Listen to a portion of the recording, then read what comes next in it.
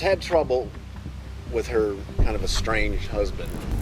He started becoming more aggressive. His whole behavior changed, his whole demeanor. It's like you set a door up to electrocute your wife. I set a door up? Some husbands must think control extends even beyond life itself. But what happens when their wives survive the violence meant to silence them, and justice comes knocking? Do you remember going back, stepping over Amanda, and pointing the gun right in her face? Because she sure does. You know she's not. I was in panic mode because I just saw her with the gun. So I was thinking that, like, at that point, it's either, like, me or them. You know what self-defense isn't? You going and standing over Amanda and acting like you're going to shoot her again, or trying to shoot her again, and the gun dry stunning. You remember that? I didn't even think she was shot. I didn't want to shoot her. You shot her twice. Here are several times when husbands realize their wives survived. The first case begins with Christopher Ray Jones, a heartless man who orchestrated his wife's demise and thought he could escape using fabricated stories, but got a well-deserved reckoning. Is she alive, Mr. Butler? Please don't tell me she's alive and she's not. Yeah, when I saw her, she was. She was talking? She wasn't talking.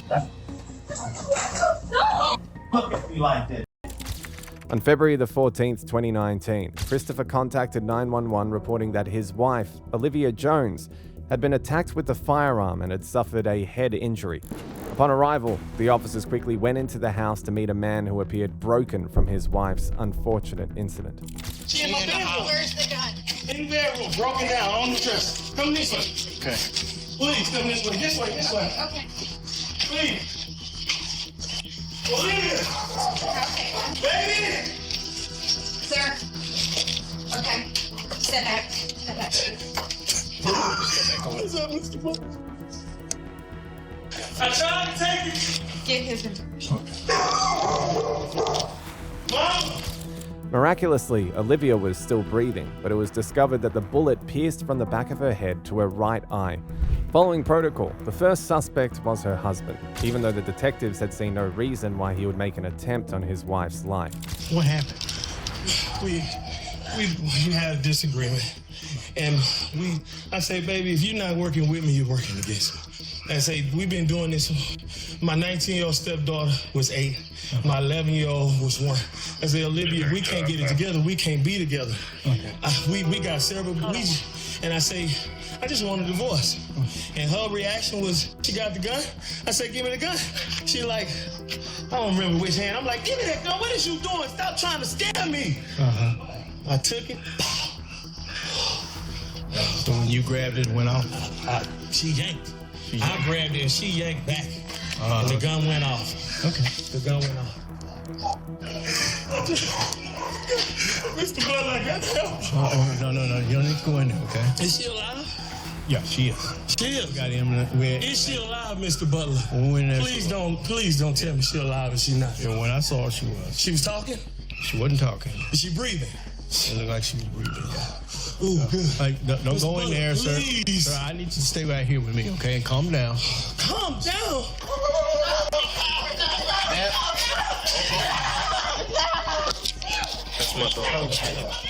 There she goes. Go with this officer right here.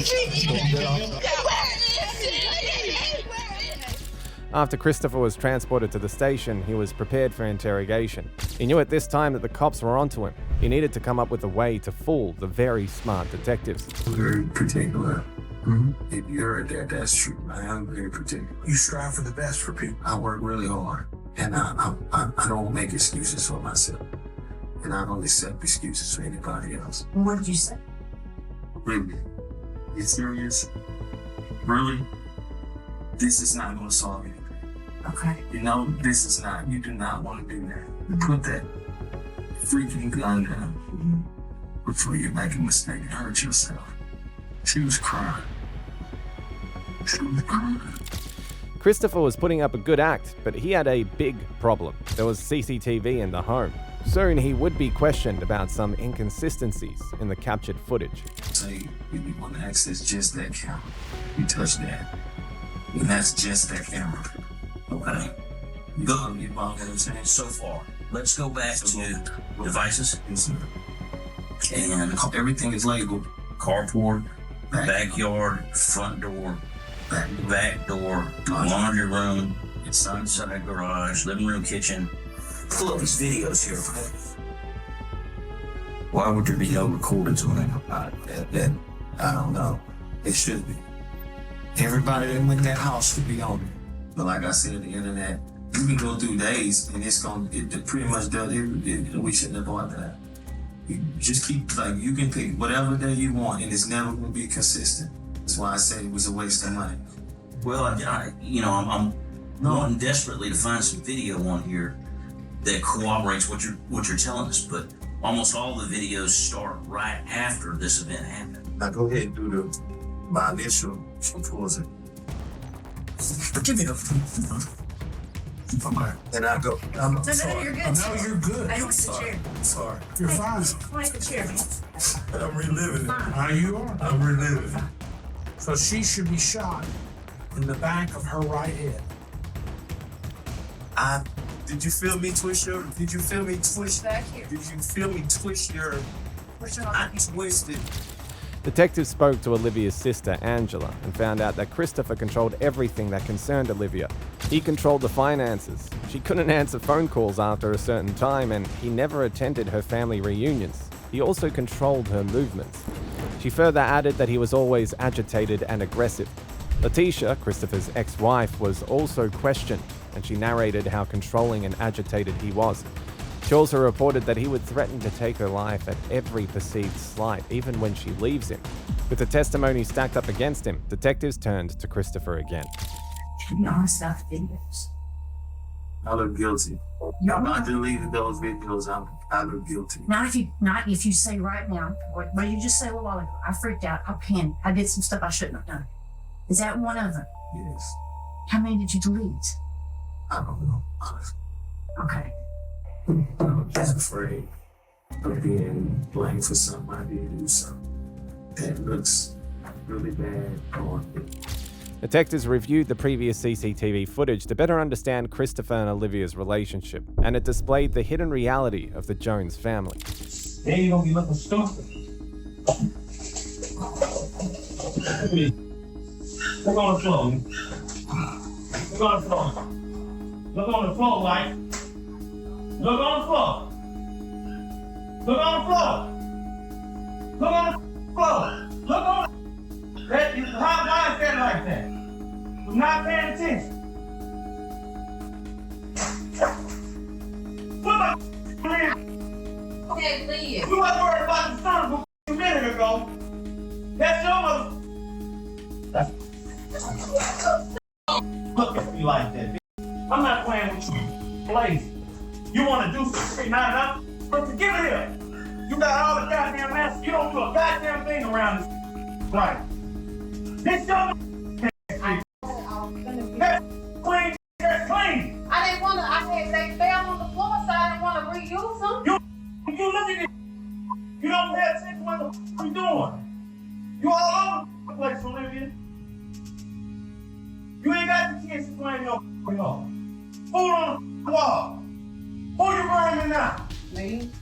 Harriet don't live here. It's you. It'll always be you. When I got the show, you didn't have a job. You collected hundreds. You just had off. And most men in this world want a woman that got what? You wouldn't be doing this if I wouldn't have got upset.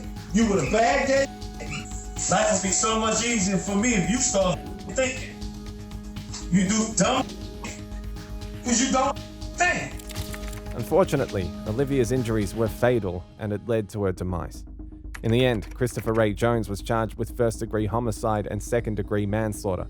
Surprisingly, 24 hours after Christopher was arrested, he was released on a $150,000 bond and was placed on house arrest with a GPS monitor. Forensics showed that there was no firearm residue on Olivia's hands and clothing, but there was firearm residue on Christopher's hands and clothing, stating that the altercation didn't go as Christopher said it did. On February the 8th, 2022, Christopher Ray Jones was found guilty and was sentenced to 30 years in prison. Christopher may have been heartless, but he was nothing compared to Michael Scott Wilson, merciless husband who set up an evil plot against his pregnant wife, but his scheme ultimately backfired in the worst way possible. And he said, watch out, the doors wired or fixed, or what do you say? Okay. Have you ever made threats towards your wife? Never in my entire life. I loved her. So you set a door up to electrocute your wife. I set a door up? On December the 26th, 2017, Ashley Wilson received a weird text from her husband instructing her to use the front door when she gets back and not let the kids touch it. Troubled by the text message, Ashley asked her parents to stop by the house because she didn't feel safe going in alone. When her parents arrived, they found some very disturbing details, which led them to call the cops. When they arrived, Ashley's parents began to narrate what they saw, but the weight of it all was so heavy that it left them shaken and unable to make sense of any of it. I just tried to open the door, and the bottom lock, see how you can see it looks like it's been burnt around it, the bottom knob? See how it looks like it's... Well, you can't even turn the key in it. Okay. So I opened put the key in the deadbolt lock, and that turned, and I pushed the door up, and there's something behind it. So I don't want to... Let me go check the back. She's had trouble with her kind of estranged husband. And we've talked to Officer Jacobs. So they're not divorced? No, but okay. He left about he left about a month ago. Okay. This is a really twisted story. I don't know how he'd know, but she just put those, those little cameras up that you can see on your iPhone. She had those up and then said that he found the gun, which I had given him my gun just to keep in the house in case something happened. So, and he said, watch out, the door's wired or fixed, or what do you say? They'd be trapped. Okay. And in the back, when you go back so there, just so we're clear, and we're on the same page here, so they are not divorced? No. Okay. So he still has rights to the property? But yeah. There's no such thing as legal separation. No. I understand all that. Yeah, and there's no injunctions in place, no protection orders in place. After gathering information from Ashley's parents, the officers immediately requested permission to search the house. But what they didn't know was that they were about to walk into a trap that a supposedly loving man had set for his wife, and one that could potentially make their own demise. Can you see No, into the house? No, it's got black. Great. No, a mule kicking it. Okay. Just called it. There's something. Whoa. Ooh. What's that? I don't know, but it popped. What? Something popped. It's a chair. No, something actually popped. There's something up there. That's the baby's. There's something on that table. Yeah, share. This is where I wish I had my scope camera. Something did pop, though. Yeah, but I heard the key. You know, no, he rigged up there's electrical cords rigged up. That's what it Yeah, was. there's something on this table right here. You see, it's like a battery. That's a That's a power source. it's an inverter. Is it an inverter? Huh. All right. Stand by. Yeah, there's definitely. As long as I got permission to go in, I'm doing it. Yeah, there's a wire. Look at that. Officers found out that an electrocution had been set up for Ashley by her husband, Michael. In order to understand what had led to such behavior, officers spoke to Ashley, whose account made it clear that Michael was way out of this world. We had an event in October, and he kind of fell out on the floor. It was almost like a seizure or a stroke, almost like a TIA. Mm-hmm. And he refused to go to the emergency room that night. And after that event, it was night and day. He started becoming more aggressive. His whole behavior changed, his whole demeanor. Where before he was very patient with Harper, very, patient with me. He would get irritated easier. He would fall off the handle. He wouldn't come home from work when he normally would. He'd stay out later. It was just a complete night and day. He went and saw his primary for the follow-up, and his primary diagnosed him as paranoid schizophrenic, with ADD and high blood pressure. And when he got that diagnosis, it was completely different. He called me and he said, there's no way this is right. This is quack doctor. You've set me up for this. I mean, barring the last 2 months, I mean, he was perfect. Great dad, great husband, great provider, very passive, just a sweet guy. The last week or so prior to this, he had begun saying I was trying to poison him. My stepdad was trying to kidnap him. People were out to get him. People were watching the house. He'd become very paranoid. So when he got this diagnosis, he was adamant about wanting to get a second opinion. I said, well, if there's no neurologist that's going to see you today, I said, you can go to the emergency room. And so my stepdad and mom called him and said, because I was sick with pneumonia at the time with the baby, and they said they would go with him to the emergency room at Halifax. And he said, okay. So he went and met them at the emergency room, and I guess during that process, he became very irritable, said that he had been kidnapped and drugged there against his will. And when my stepdad and mom left, because they had drove him there, he'd met him at the shop before, he said, you know, just call me when they discharge you and I'll come and get you. He never called. He just left the hospital and started walking, and then I think got an Uber. He went to the shop, which is where his truck was, and sat there.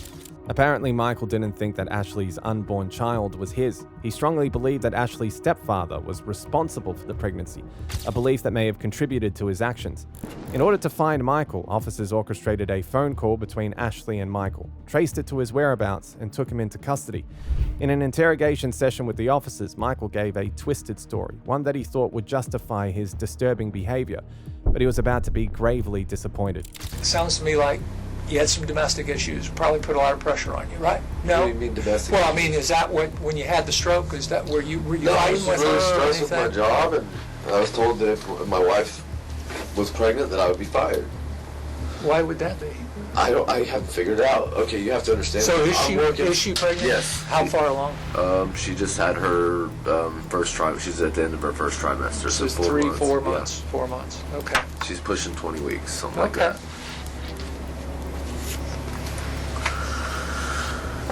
Okay.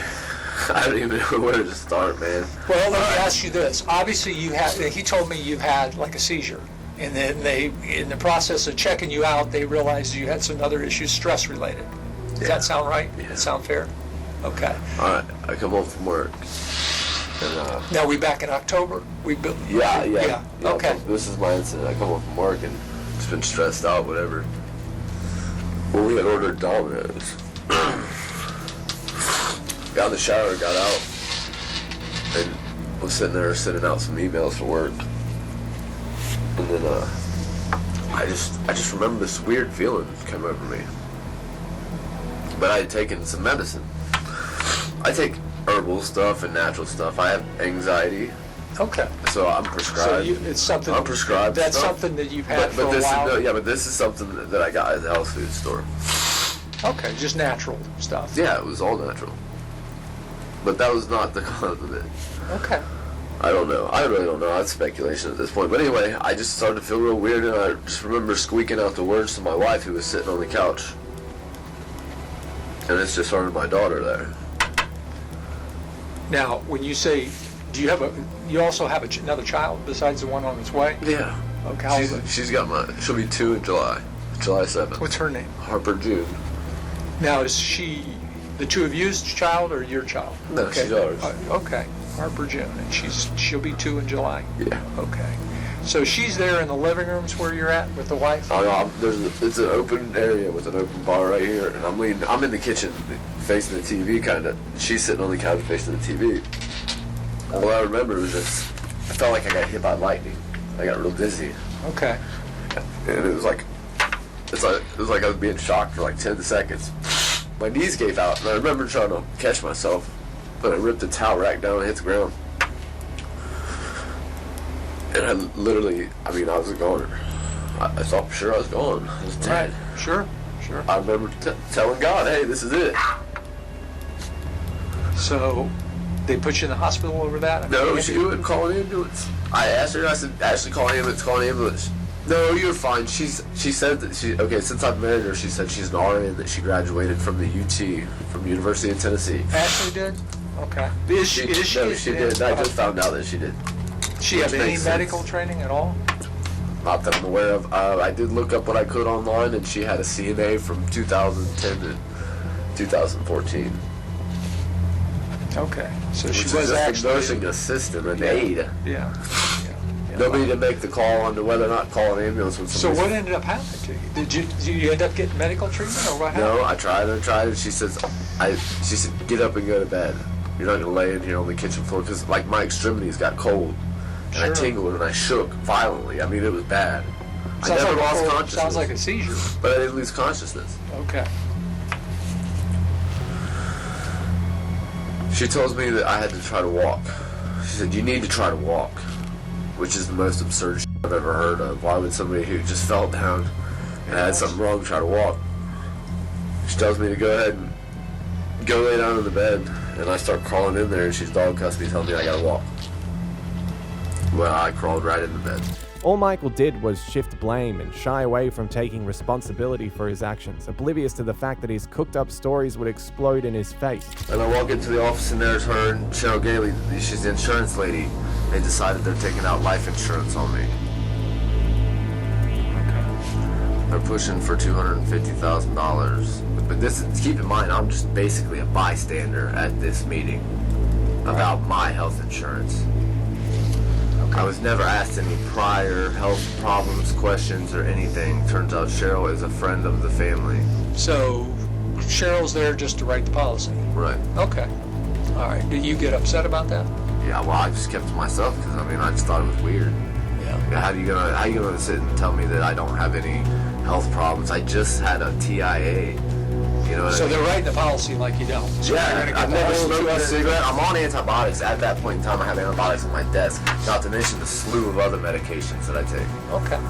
So what goes on from there? Obviously... From there, they write up the policy and blah, blah, blah. I never signed a single thing, not a single document signed. Well, they push it through. The policy was supposed to start at the beginning of the December, or the month after. Okay? Not November, but December. December, okay. It's supposed to start December 1st. They pushed it through, and it started the very next day. And they lied on the paperwork. When I got the policy, they said that I was a new hire, that I had only worked there for 60 days. 60 or 90, whichever. Either way, it's a lie. Okay. So it went effect in October when this went through. It went effect. I can't remember the exact days, but if you get a hold of the policy, everything's in my car that I need to get to the... All right. Well, I don't have any reason not to believe you on that. That's fine. That makes sense. So they pushed it through, and... That was fishy to me. Okay. The very same day after I leave that meeting, now knowing that I have life insurance on me and a target out on my back, I just begin to wonder. And I just think it's strange that my family, rather than to try to get me seen and help, that they just take out life insurance policy. It's like, well, let's just cover our financial assets instead of worrying about somebody's health. So it's fishy, and that's when I began talking to my father and telling him that, hey, Dad, what do you think about this? And he's like, it's not bad. He's like, just change the, I was going to change the policy. So I called her the very same day. This was about 3 or 4 o'clock. Now, who's paying for the policy? The company? Not me. I don't know. It never came out of my check. Okay. And it was supposed to. Okay. So it was supposed to be my insurance policy. Your insurance right. policy. And after I told my father and stuff, I said, you know what? This is what I'm going to do. I'm going to call her right now, and I'm going to make you the beneficiary, because I can't go to a lawyer right now and draw it up for my daughter to get the money when she turns 18. And would your dad, he agree with that? Yeah, absolutely, Mike. He says, there's something really weird going on. Sure. That's crazy. He says, you need to get to the hospital, you need to go. Michael may have thought that his stories were brilliant and that no one would uncover the truth, but he was just about to find out that his stories were anything but. Well, let's talk about December. Move me forward a little bit, because I really need to get into kind of what they're telling me are some issues here. And my understanding, now, have you ever made threats towards your wife? Never in my entire life. I loved her. I thought But yet, when all this is kind of going bad, and you're No, I just kept quiet and just kind of tried to stay out of the way, stay in the background. Like I said, I started locking the doors when I take a shower. I was afraid that she's going to chuck a toaster or something in there with the shower with me, you know. When did you actually get out of the house then? How long ago was that? I didn't get out of the house. Or loud? When you? I had another appointment, and see, there was things that brought this on.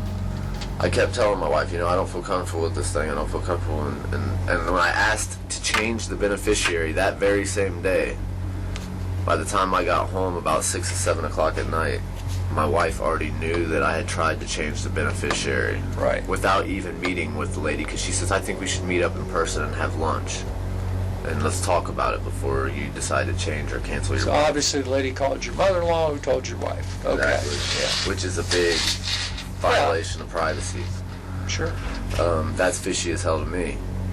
And then it goes to my wife's demeanor kind of changed. When did that happen? When she found out after she found out the life insurance. And how did it change? Was it anti Stone Cold? Mike? She wouldn't. Yeah. Or Michael, I should say. Yeah, she wasn't. She's never really been on my team. You know what I mean? Here's the thing. Don't set yourself up for something bad by telling me you weren't somewhere and then they track your phones. Because everywhere your phone goes, we can find that out. We pull your records and it shows the towers that they hit. I did not go to my house on that weekend. This past weekend, you were not at your house. I did not go to my house. I was not at my house. No, I drove past to see if there was any weird stuff going on. Wait a minute, I thought you said you weren't in Florida. Were you in Florida? I didn't go in my house. Okay, but you were down in Florida. Yeah, I drove down there. I drove down there just to see. Okay, now. Okay, my landlord lives next door to me. Okay. All right, but no, wait a minute. Be fair with me. You just said that before Christmas, you met your wife at her dad, her real biological dad. Okay. Yeah. Okay, that was before Christmas, a few days before Christmas. Well, Christmas was just Monday. Okay. I didn't celebrate Christmas. Okay, I know. I don't even know what day it was. But it was Monday. I couldn't tell the day of the week now. And my understanding is that you were probably down in Florida Saturday and Sunday. Does that sound right? No. And when I drove down there, I drove straight there and straight back. And when did you get back? The very next day. When was that? It took 8 hours to get there, 8 hours to get back. When was that? But today is Thursday, right? Well, today's Thursday, the 28th. Monday, yesterday was Wednesday, the day before Tuesday, and the day before that was Christmas Day, Friday, the 25th, Monday, the 25th. Well, I was there for Christmas. You were where? I was here. Here. You were I was at her dad's for Christmas. Okay. So it would have had to been. Well, see, it messes me up because they celebrate their holidays the day before. Christmas Eve? And I was back for that, so... So you think you were back for Christmas Eve? Yeah. Which would have been Sunday night.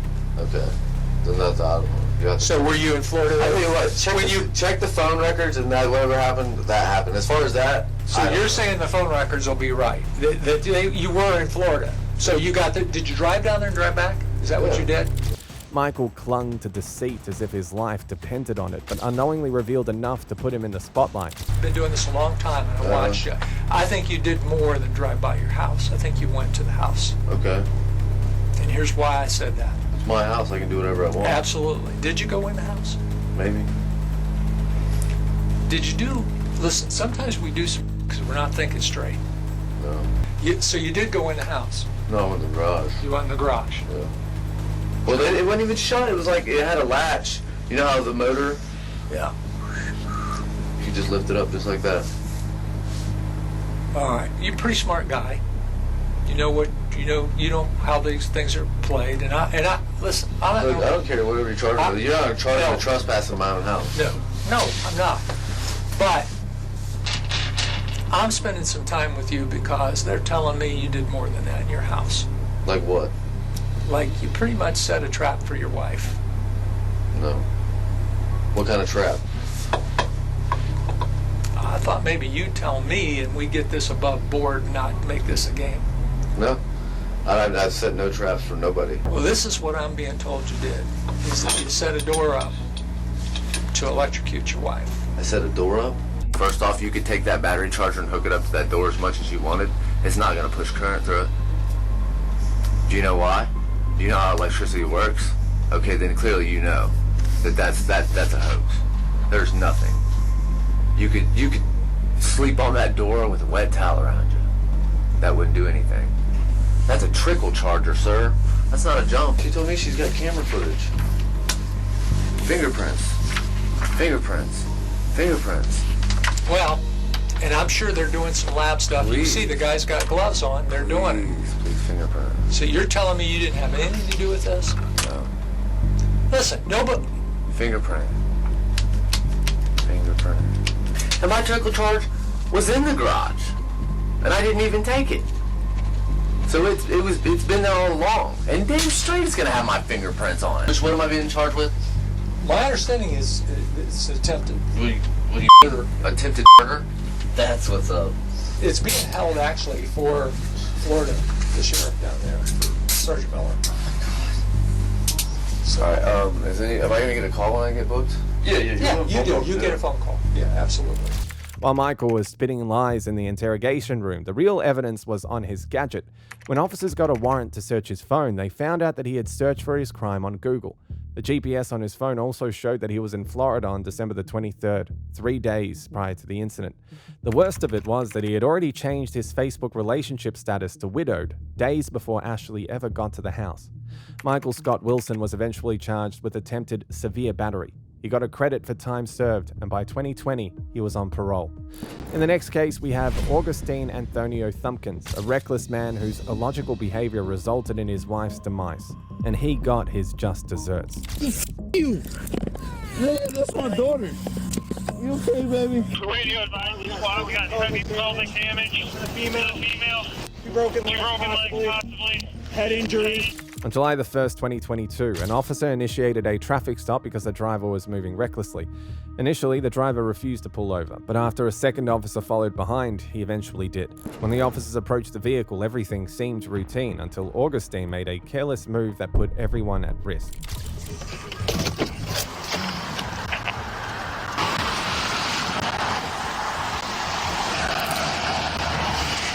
How you doing? You got a driver's license on you? What'd you just spray all that cologne for? Any weapons inside the car?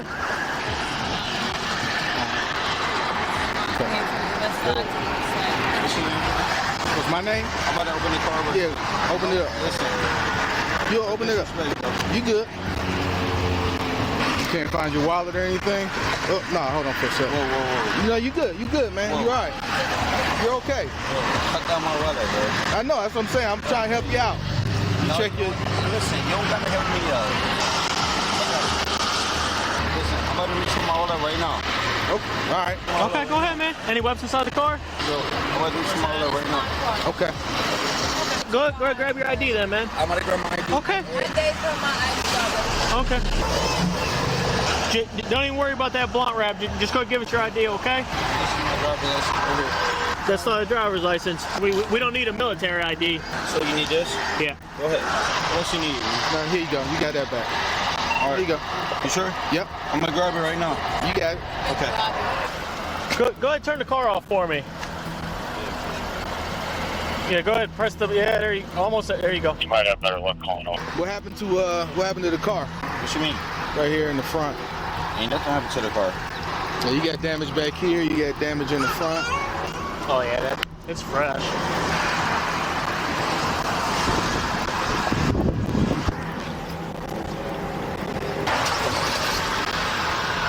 Turn it back off. Dude, my man, turn it back off. Where you going? 126 radio. He's taking off. There's 2 children in the back. Do you think he's a figure? Yeah, he's highway something. Did he continue eastbound? I'm on the freeway right now. Yeah, he's looking 422 eastbound. He'll be blacked out. He didn't have any lights on. Alright, I'm eastbound. Reggie, you see where he went? Yeah. go that way. I'm gonna go this way. Oh, he just crashed. 422 eastbound. Bring us in the squad. 422 eastbound. I think just before Harper. 10-4, sending the squad 422 eastbound just before Harper. The car caught fire. There's going to be 2 kids in the back, 1 in the middle, back right. The officers arrived at the scene of the crash and did everything possible to help the victims. Although they knew their actions might be futile, they knew they just had to do their best before EMS arrived on the scene. Hey! His hands? Hey, man, let me see your hands! Let me see your hands! Get on the ground! Get on the ground! Come over here, he's highly intoxicated. Come here! Drop the child! Drop the child! Hey, man. Hey, man, drop the child. Come up here. Come up here. Yo, come up here. Come on, man. I got a female. Barely breathing. No. Man, stop. Brother, Stop. breathing. Stop. No, that's my Fighting. kid. Fighting.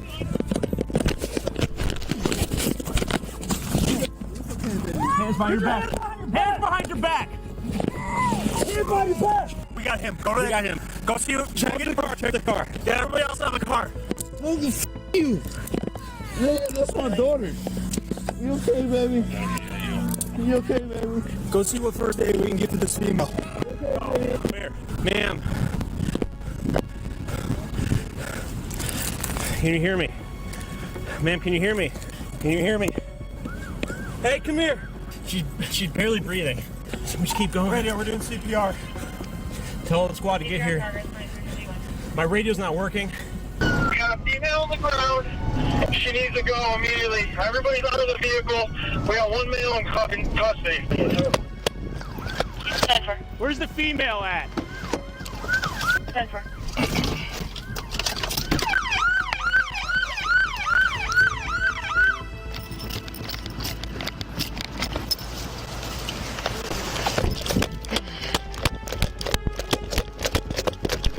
What do you need?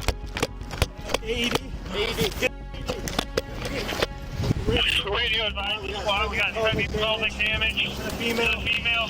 Broken leg, possibly. Head injury. That's. Hey, get sure. All that bleeding. Here, I got it. I got it. Cut it. Okay. Oh, they're coming up the wrong way.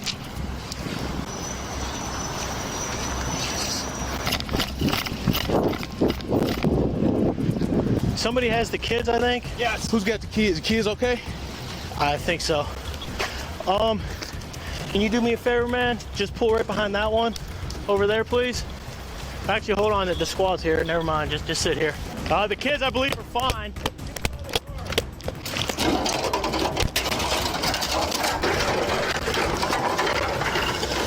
Radio, we're gonna need the helicopters. Confirm, we already contacted them for getting a landing location from the fire department. She's still breathing. He says she's still breathing. Yeah? She's breathing. Okay, where's all the other patients at? Or is she the only one? The kids She's about the only one, I think. Priority though. Okay, they're all okay down there? The kids are out. They're talking. They're walking. Okay, Yes. 3 patients total? 3, yeah. You good, man?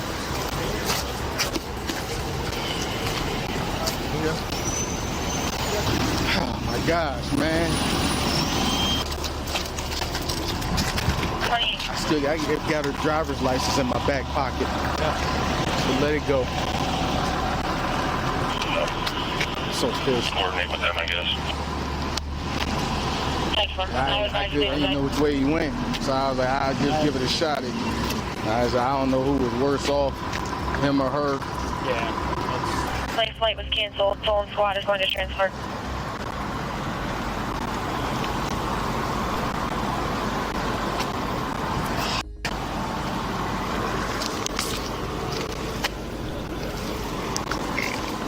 I see him coming eastbound, and all I saw was the car. It looked like it went airborne and caught on fire. It looks like he rode off this guardrail for a while. Yeah. So nobody was actually pursuing him. We were looking for him. The female or the male, we're not sure, call in. Man, SWAT has to take you to the hospital. As Augustine was being prepared for transportation to the hospital, he demanded answers as though he hadn't just caused destruction, unaware that one irrational move would change his life forever. My kid's okay. Okay, thank you. Now you're concerned about your kids? Really? No. Why didn't you stop? Step on out of the car. These guys are going to check you out and take you to the hospital. Step on out of the car. It's my kid's okay. Yeah, your kids are fine.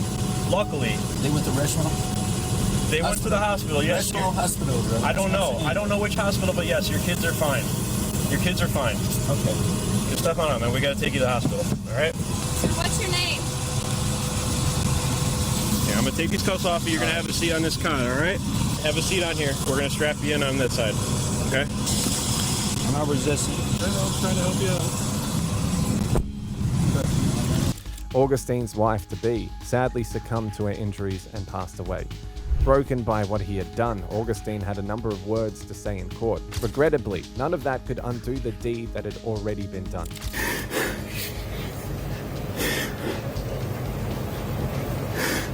Just know it wasn't my intention. It just caused much pain and suffering to the people I love.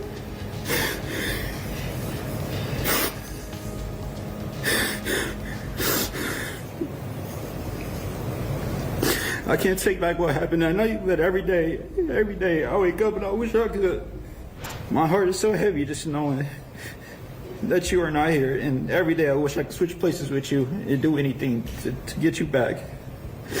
I lost everything that night, including my best friend, fiance, and mother of our children. As I look back on that day, I wish a lot of things would have happened differently, but I accept responsibility for what I've done. And I know you're an angel now, so continue to wrap your arms around our children. I would just like to apologize to the courtroom and my family. In the end, Augustine Antonio Thumpkins was charged with severe homicide by a vehicle, severe vehicular assault, failure to comply, driving under the influence, and parental neglect. He was sentenced to 5 years in prison and would be put on several years of probation after his release in 2027. He also got a lifetime suspension of his driver's license. If you thought that was wild, then you should meet Sayantan Ghose, a supposed pastor who terminally harmed his ex-wife and her husband and tried to push the narrative in his favor, but eventually earned himself jail time. So at that point, I pulled the gun that I had and I fired. You went over to that man and put 2 bullets in the side of his head after you originally shot him. Was she injured? Was who injured? Amanda. Yes, she's injured. You shot her twice. In June 2017, 911 received a distress call from Amanda and Wayne Harris. They reported that Amanda's ex-husband, Sayantan Ghose, was trespassing at their house in Texas. By the time the officers arrived, Wayne had already passed away with multiple bullet wounds on his body. Amanda was struck in her arm and leg, but fortunately still alive. Amanda stated that Sayantan escaped after he attacked them. The officer put out an all-points bulletin for him, and he was soon located in New Mexico and taken into custody. While awaiting extradition to Texas, detectives decided to question Sayantan, but he seemed to already have an escape route mapped out in advance. I am happy, and I am glad that I am seeing these emotions from you, okay? Take a second, settle down. Take a second, take a deep breath and just settle down. Don't try to talk right now, okay? Don't try to talk. Don't try to talk. Just take a minute.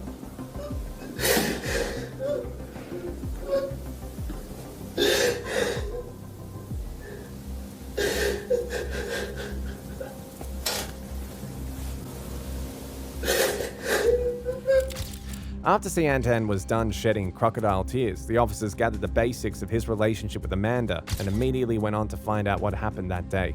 But Sayantan rewrote the events of that day, showcasing a skill he definitely won't need behind bars.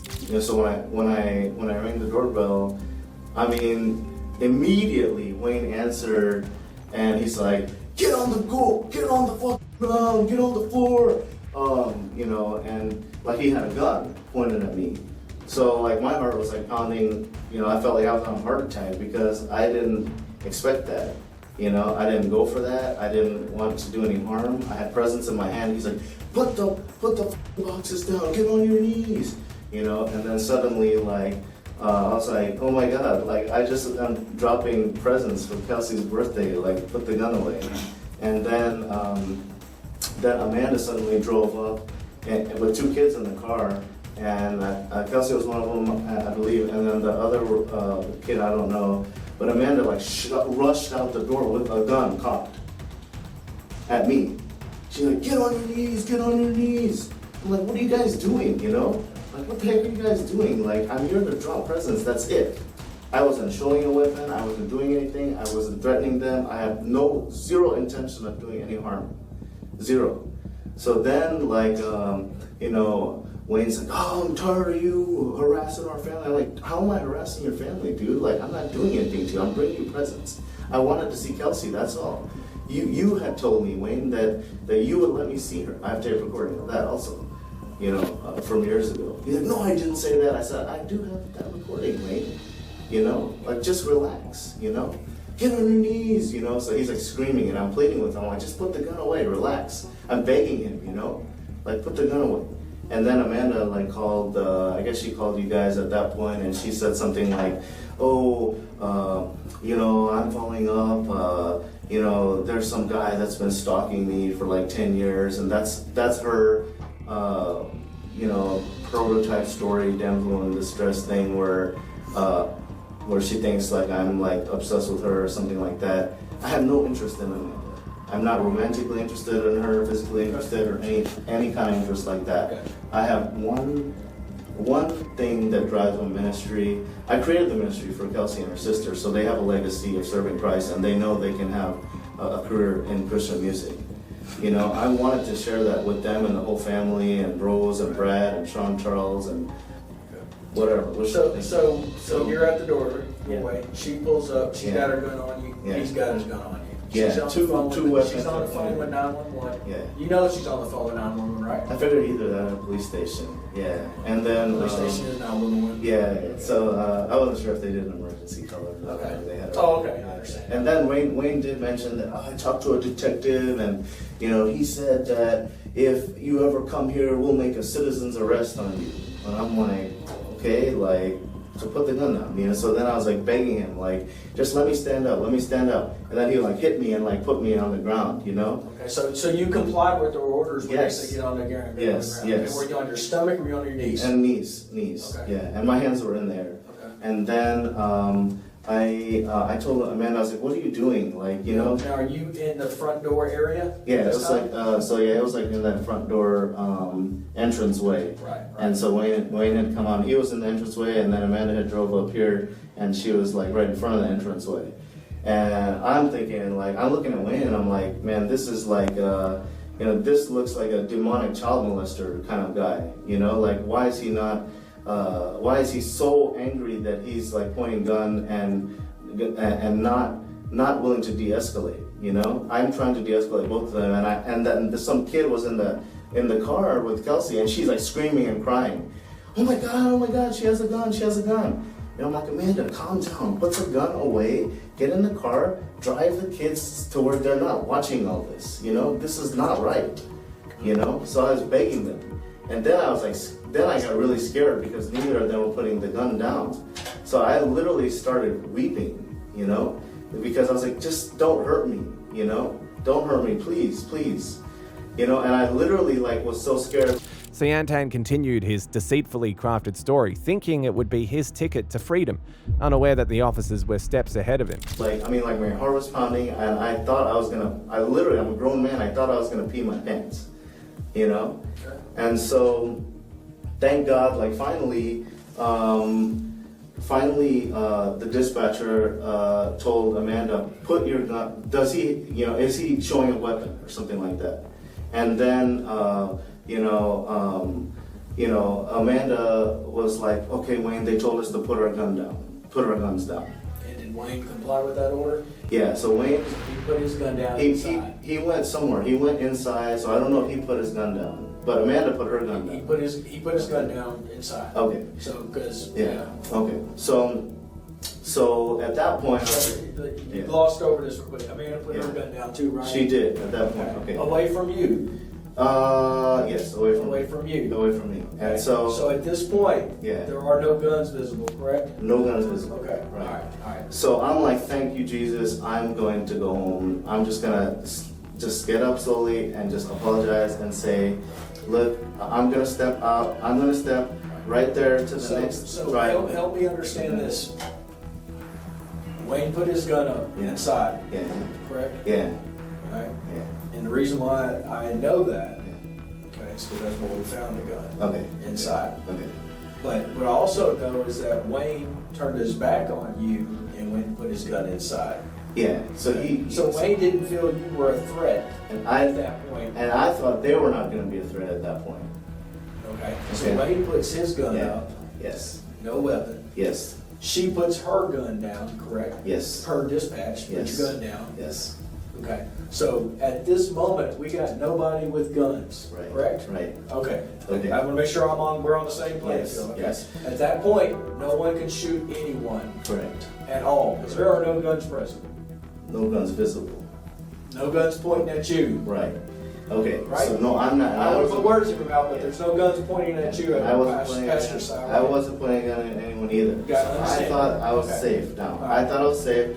So I was like, I got up slowly and I was like, look guys, I'm just going to come. I'm just gonna go to the driveway next door and I'm gonna stay there. Okay. Did you tell them that? Yes. And I had my hands up in the air. Okay. Okay. Right. As soon as I got up and stepped towards the garage door, Amanda went back to her gun, picked it up, and then Wayne came like charging at me. You know, so I thought he had his gun at that point. Okay, he charged at me, he attacked me, he hit me, and Kelsey was watching this whole thing. Okay, and I hope that Kelsey saw enough to where she told you I did not strike them, I did not hit them, I didn't instigate any kind of. Pastor Sal, I'm gonna kind of shut you down a little bit, okay? Right. Because we have a little better than 2 kids witnessing it, okay? Okay. But we also have video from the house that's Caddy Corner, Next door. who recently got video cameras installed. Right. It's very good video. Okay. And I'm going to challenge you to the fact that Amanda picked her gun up. I'm going to challenge you to that fact. Okay? She had it though in her hand pointing at me. I'm going to challenge you that I've seen the video. I would ask that you watch it again because when I was like right here at near to to Wayne's vehicle, I guess, and about to leave to the next apartment. I mean the next home, and I saw the guy. It looked like he was like popping in and out the neighborhood. So Wayne came at me and he attacked me and struck me. So I thought, and Amanda was pointing the gun at me. Closed fist? I saw his hand go up and I thought he had a gun. I had no idea whether he had a gun or not. I thought he still did. I thought he pulled some trick where he might have like put it in his back pocket or something, okay? So at that point, like I yelled out, I don't know if you heard the dispatch call yet, but I yelled out that they're assaulting me. And Amanda was like pointing her weapon at me, okay? And at that point, I was scared. Sayantan's testimony looked like a gateway to his salvation, but little did he know that although he preached salvation, it was not going to be available to him, at least not with the evidence against him. Because I thought both of them have guns, and now he's striking me physically, and he's actually going to kill me. So at that point, I pulled the gun that I had, and I fired. And then, like when he went down, like then it was like, then I didn't want to shoot her. I didn't want to hurt her, but I did fire in that direction because I saw she had a gun. And the reason I know she had a gun is because after my magazine ran out, and then she was screaming and she like ran back in the house, and I saw a gun right there. I will give you the benefit of the doubt that you thought maybe he had a gun, maybe he put it in his wallet back. He went inside and put his gun up. Okay. Now, he turned his back on you. Yeah. You might have looked away and not saw him put the gun down. I didn't see it. I'm going to give you the benefit of the doubt, Pastor Side, that you still thought maybe he had a gun and it was in his hand when he came to hit you. Yes. Okay. I will say this, even if he had the gun in his hand and he was going to hit you, with a gun in his hand. That's, we're not talking about like this, shooting to kill. But it could be the next step, because there's two guns, you know, so I had no reason to believe that they were. Let me challenge you again, Pastor Stock, because, you know, video is clear. Yeah. All right. When the dispatcher told her to put that gun down, she went and put that gun down. Yeah, but you know where she put it? Hold on. We're not going to play semantics here. All right. We got people. We're not going to play games. Yes, sir. All right. I'm giving you the benefit of the doubt this entire time. Yes, sir. All right. She didn't pick that gun up again. I've watched the video, and about 12 other detectives have watched that video. I was watching it. She had to, because she put the gun down near the front door, and then she picked it back up when I got up to get over, and then she was pointing at me when Wayne jumped on me. And then after all that, she must have dropped the gun. I thought in my mind that when I fired at her, she may have ricocheted or just dropped it and ran. But the gun was over here. But first it was here. So there has to be some video that shows that she kneeled down by the front door, and then the gun wound up there. And I didn't touch that gun. Okay, so I didn't want it to happen like that. That's the last thing I wanted is for kids to see that, for someone to get shot, for my ministry and my job to be destroyed by this. Well, I can wholeheartedly understand that. Yeah. Okay. All right. So when you get to the gun, you say you shot Wayne. Yeah. Okay. Then what did you do? For starters, go back. Where was your gun at on you this whole time? In my pants. In your pants? Yes, sir. The front of your pants? Yes, sir. Okay, small in your, Yes, sir. your waistline? Yes, sir. Okay. So when you went to get up, okay, and they tried to detain you, make a citizen's arrest, which they have a legal right to do, they're on their property, okay? All right. State of Texas gives you the authority to do that. Okay. All right. So when you get up, you use the term attacked you, okay? And if you felt that way, that's the term you should have used. Yeah. All right. He came like this, you said, to swing. You felt he had a gun in his hand. Yes, sir. Okay. Can I tell you? He did not have a gun in his hand. Okay? Okay. The gun that he originally had was placed inside where we found it, right inside the doorway. Okay. He did not have a gun in his hand. All right. So you shot him. How many times? I don't know. I just pressed the trigger, and then it was just like, it was panic mode. Okay. You know. So Immediately, Sayantan's story developed weak spots. He quickly switched tricks, oblivious to the fact nothing he said would change his ill fate. you shot him. Then Amanda did what? I saw her with the gun in her hand, you know, and so I fired in that direction, and then she was like screaming, and then I was like, oh my God, like my heart was pounding, and then all I remember was seeing her run in the house, and then I was like, oh my God, you know, like everything in my heart wanted to like just tell the kids, hey, I'm so sorry you saw this. It's okay now, it's done. But then I was thinking, okay, do the neighbors have guns? Does she have another gun in the home? Is she gonna come out with? Are there gonna be cops that showed up because they think Well, it seems all was you worry about is she had another gun in the home, she had a gun in her hand. Because, you know, I don't know how many guns they had. You know, Yeah, she had one in her hand, and according to you, I saw that she had another gun in her hand. Yes, sir. So why would you be concerned about her going and getting another gun? That doesn't make any sense to me. Well, I mean, because I didn't realize that she had dropped the gun until I looked around afterward, and then I saw that her gun is next to the car that Kelsey was in. Okay. So I saw that, and then I was like, okay, there's no reason to shoot anymore.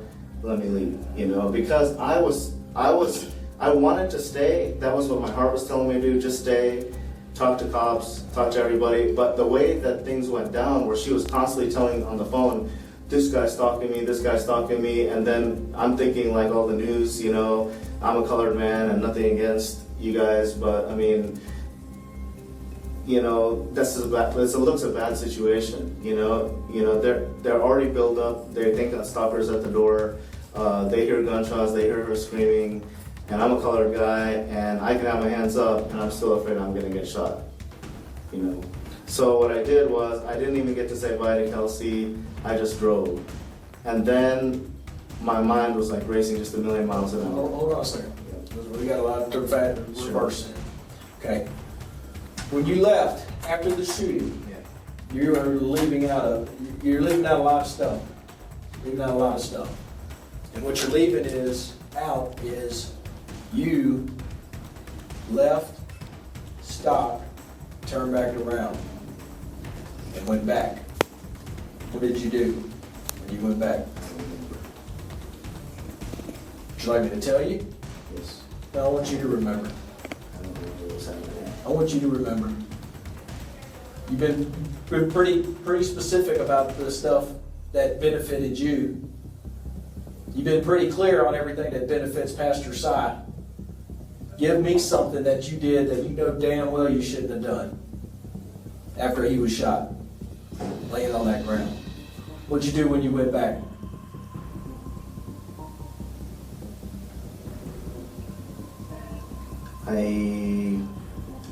I think I shot at the door. I might have shot at the door. You didn't shoot at the door, Pastor. You know what you did. I'm not sure. Okay. I told you I ain't gonna yell at you, I ain't gonna scream you. I'm not gonna do that because that ain't my style. Sure. Alright, but I don't like being lied to.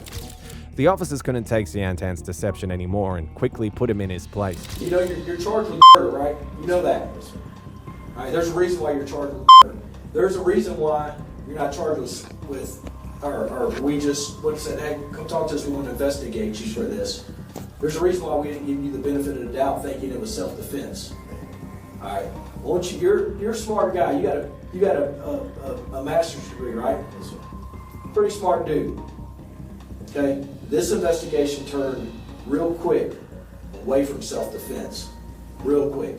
Based on a few things. The stiffling marks. You know what stiffling is? No. When a gun is so close to somebody's skin, okay, that leaves gunpowder residue.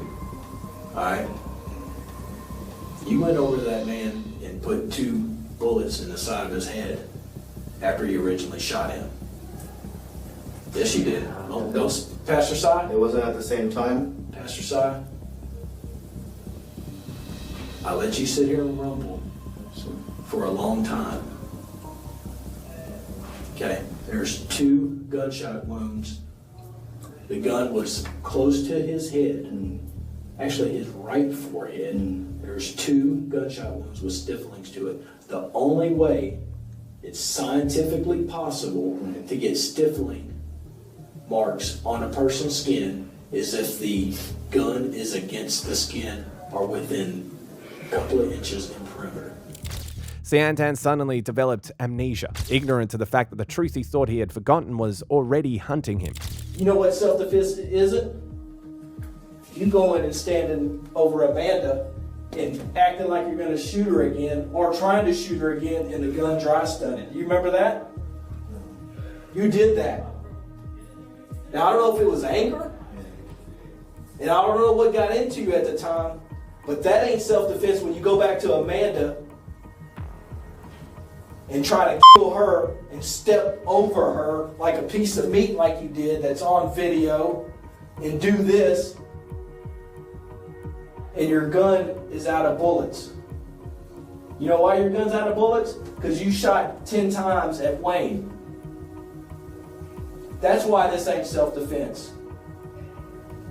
Do you remember going back, stepping over Amanda and pointing the gun right in her face? Because she sure does. You know she's not dead. Do you know she's not dead? Yeah, because I started running in the house. Okay. Well, she could have died running into the house. Did you know she's not dead? Yes, sir. Okay. So the video says it. The video shows it. And you did it. You stood right over her bam, bam, realized your gun was empty. Now, I don't know why you did that. I have a good feeling it's because of the anger. I'm gonna get you, bitch. I was in panic mode because I just saw her with a gun. So I was thinking that, like, at that point, it's either like me or them, you know? I didn't want this to happen. I agree. Who the hell wants this to happen? I know I know you didn't want this to happen. But it happened. And the way it happened was you emptied a whole round, 10 rounds of bullets into Wayne 7 times, into Amanda 2 times, and you missed 1 round. Was she injured? Was who injured? Amanda. Yes, she's injured. You shot her twice. Yeah, you shot her twice. She's still in the hospital.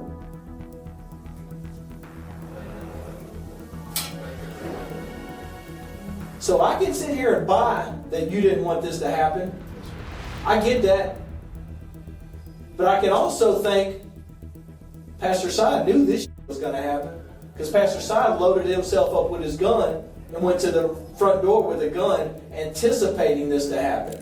Seeing that all his moves so far had failed him, he looked for other ways to cover his tracks, unknowingly tying himself closer to guilt. Explain to me the stiffly to the skin, explain to me the 2 point blank close to the head wounds that do not indicate self-defense to me. Explain that to me. Scientifically explain that. I can't explain it, son. The only thing that was happening in my mind was like he was on me and I was just like firing. You know, I had no idea. After that, like I just remember like falling backward and like pointing toward Amanda, and then I don't know, like when things finally slowed down in my mind was when she was like at the door. I didn't even think she was shot. I didn't want to shoot her. You shot her twice. If you didn't want to shoot her, you wouldn't point a gun at her. I was in fight or flight mode, you know. As the interrogation continued, it began to dawn on Sayantan that the officers knew everything he thought they didn't. You're doing a good job of blaming everybody else, pointing the fingers here. Not blame, it's just a bad situation. It's a horrible situation. A man is dead. A woman is shot. Your ex-wife is shot twice. You flee. Not only do you flee back home, in fact, you didn't even go home. Yeah.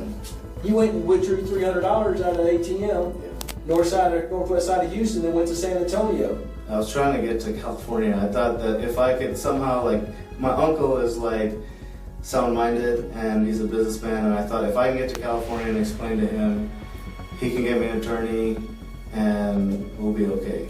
Sayantan Ghose was eventually charged with first-degree homicide and severe assault with a harmful weapon. He was sentenced to 50 years in prison. Following that is the case of Matthew Moore, a man with unusual behavior whose wife met her end after she went missing, making him the key suspect of his wife's demise. My wife's missing. Because I didn't do it, and I want you to find whatever the hell happened to her. All together like a friend. On May the 24th, 2020, Matthew Moore and his wife Emily Noble made plans to celebrate her 52nd birthday. They went uptown to Westerville and had a great evening like any other couple before heading home. But by the next morning, things were a bit different. Emily was nowhere to be found. Around 6 p.m., Matthew called Emily's closest friend, Celeste, but she had no idea where she was. She advised Matthew to call the cops, which he did. He filled the cops in with the necessary information before they were dispatched. Upon arrival, the officers met with Matthew and asked him a few basic but very crucial questions to gain insight on what had brought them to that moment. Hey, how you doing? My wife's missing. This her? Yeah. That's your wife? No. Oh. Okay. You look just like her for like a second. I was like, oh my God, there she is. Hey, Okay. Matt Moore. No, Officer Hollis. Hello. Hi. Celeste. I don't know your last name. Okay, so what's going on?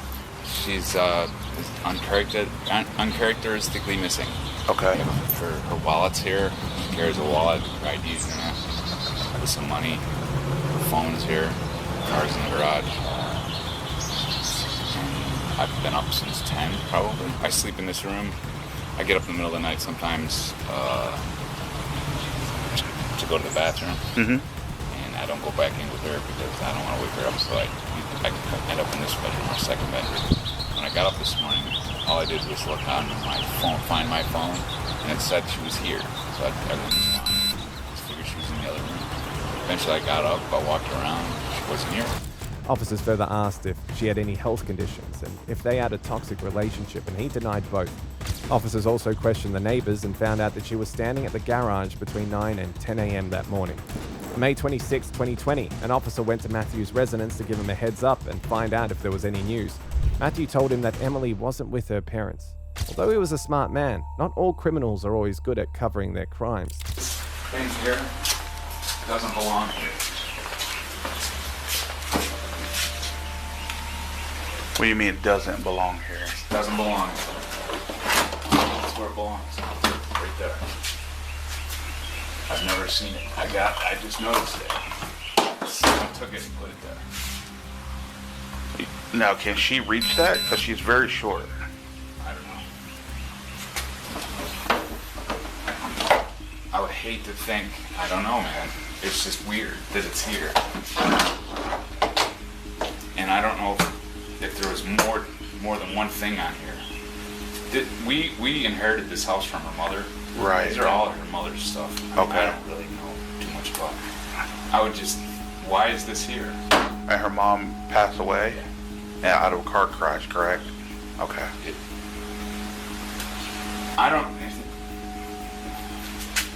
All I know is this is, we went to that spring and filled up bottles. This is the spring water. That's the spring water? When I got home. Your phone's ringing. I just brought it home and put it there.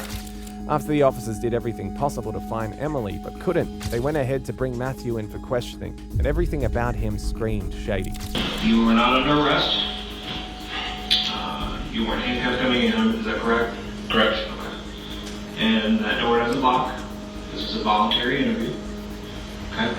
Obviously, we need to do the best we can to get the full story. We can find your wife and you can get back to normal. Obviously, part of that involves talking with you. So, again, this is a voluntary thing. Like I told you out there, I haven't lied to you, I'm not going to start now. We could have done this at my house? No. This part we can't do it. Because it's not voluntary. No, it's completely voluntary. And I could leave if I want to. Yeah. I don't want to. I'm just... Yeah. You try that door right now. At some point, could we, I want to help you. I want to get this going because I didn't do it, and I want you to find whatever the hell happened to her. Me too. I want it to happen. But just... What were you doing? Were you just laying there on the couch? 11 in the morning till 3 in the afternoon, it was lying in my son's room. Okay. Kind of just chilling, recovering, waiting for her. Actually, the first time when I texted her and said, "Are we going to this party?" and she didn't get back to me, I checked the Find My phone, and the phone said that she was there. So I'm like, okay. I just need to know if you did. And there's nothing wrong with it. I don't know. I don't know. Matt, this was 2 days ago. I know. You can't remember if you Which phone I used? on her phone. Did you go on her? Did you think to yourself, and this would make perfect sense, to say, look, I don't know her friends, which we know. So I'm going to get on it. And you made the comment, I would like to post things to her account. That's why you wanted her phone back. So it's been through your mind. It would make perfect sense. I'm going to go on her Facebook account and post, hey, has anyone seen Emily? This is her husband. I can't find her. I must have. I can't recall, but I must have. You don't remember that? It was 2 days ago. I know. I don't know if it was me that I put that on. I must have. Was someone else using her phone? No. So I'm going to say, was she abducted? No. I know I did not hurt her. I didn't do it. So the other thing that I think of is that she did something. Guys, I did not hurt her. I did not hurt her. I loved her. I don't know. He told us that he loved his wife and said it in the past tense. So not love, but loved. Loved. I love my wife. As time went on, the interrogation became more heated, and Matthew had nowhere to hide. She loved me. I would be very surprised if there was like a... Detective, was the defendant just there talking about Emily's feelings towards him? Yes, he was. And what did he say? He said, no, she loved me. Again, past tense. Loved, not love. Correct. This was a month ago, okay? This is heavy. Matt picked a fight with me yesterday and said some awful things. I'm not wearing my wedding ring. And that doesn't sound like somebody who's in a happy relationship. I found my wife texted that to somebody a month ago.